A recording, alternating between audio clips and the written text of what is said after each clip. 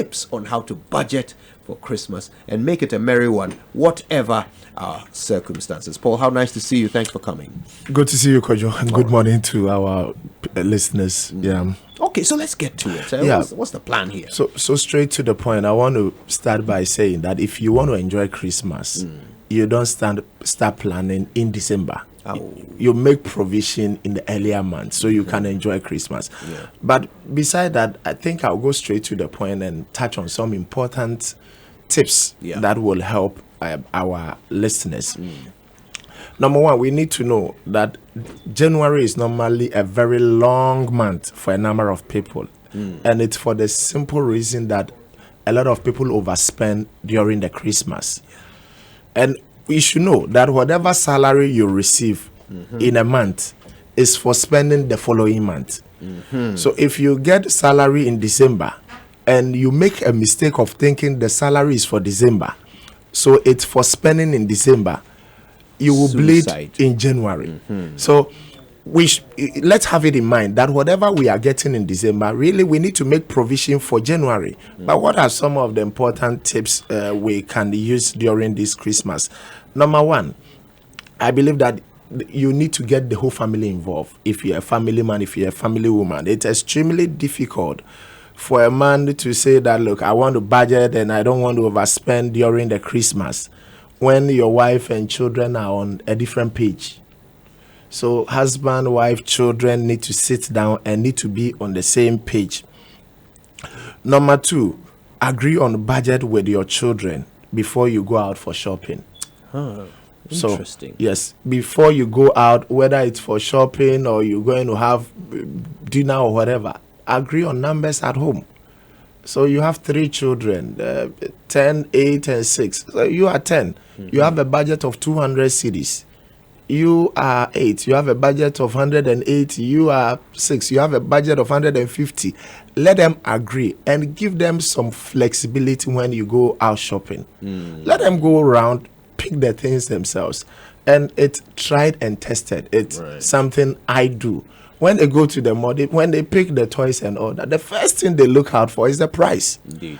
Once they look at the price and it's outside their budget, because we've agreed on the budget, they drop it and they go look for something else that would be within the budget. And that is pressure of the parents. Yes. To have to explain to children why you can't get this. Exactly. And you don't want to do that at the mall. Of course. Once they get to the mall, they want everything.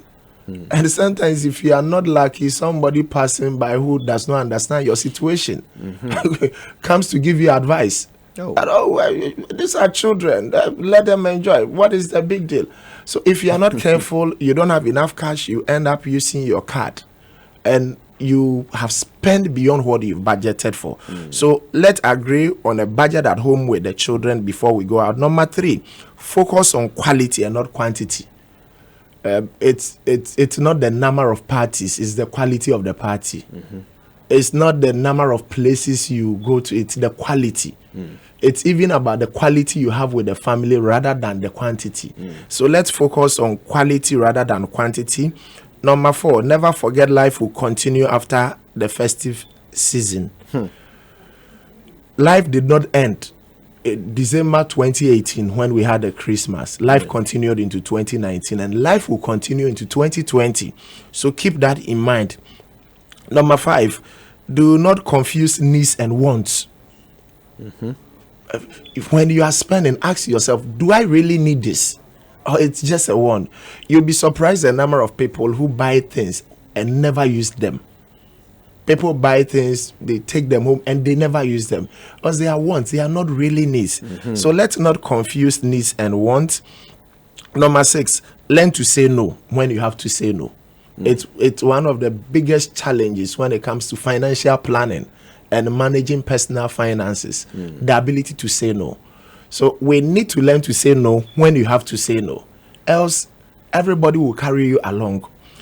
The next point I want to share is make provision for January. Like I mentioned earlier on, the salary for December is for spending in January. So make provision for January and make sure that you have enough to see you through January. Else, January will look like 90 days instead of 31 days. It always does.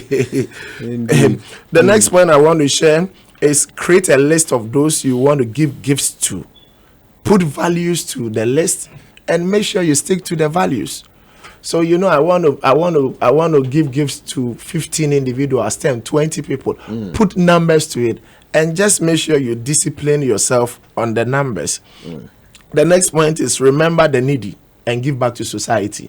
So as we want to blow time and have a good time, we should also know Christmas is a time to show love. So look for somebody who is less privileged and make sure you give back to society. Do not fall for the Christmas sales. Do not buy if you don't need them. I fall for this all the time. Don't buy because it's cheap. Pay for the price of two. No. Meanwhile, I need one. No. So don't fall. If you need it and there is a sale and it's cheap, why not take advantage? But don't just fall for the sales. Don't buy because there is a sale. Don't buy when you don't need them. So make sure you need what you are buying before you buy them. Last but not the least, I want to share is don't be wasteful during this Christmas. You'll be surprised the number of homes where we throw away leftover food. We throw away rice, chicken, and all that. Let's not be wasteful during this Christmas. Let's make sure that we are blocking all the important holes during this Christmas. And the last one I want to share is plan your trips to spend less on fuel on transportation during this Christmas. Plan your trips such that you want to visit 5 people. It may make sense to put the 5 visits together rather than doing them at separate times. The timing of the visit is important. You look at when there is less traffic, and you do, else you don't only waste money, but you also waste time. You spend a lot of time in your vehicle in the trotro. So let's plan our trip such that we don't waste too much time and we don't waste money on fuel.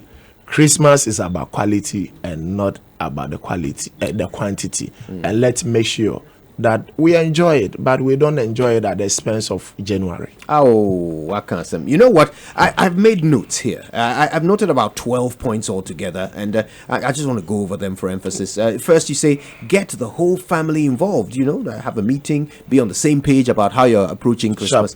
2, agree on a budget with the children at home before you go shopping.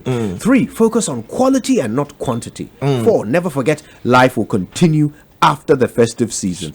Even though you wish it would, life will not end after Christmas.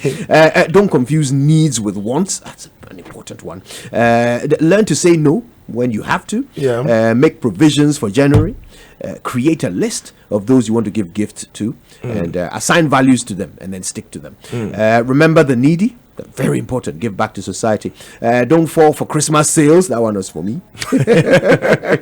Don't be wasteful. Don't throw away leftover food. And finally, plan your trips so that you don't spend so much on fuel and transportation. Oh, that's wonderful. You know what? I'm going to implement point number 5 right now. Do not confuse needs and wants. Because look, I want us to continue talking about this, but we need to move on because everybody wants to hear from Uncle Ibo White, and he will be coming with what we need on Food for Thought in just a moment. But look, let's get Christmassy. Let's enjoy a little bit of Christmas carols before Food for Thought. Thank you, Paul. God bless you. Thank you, Kojo.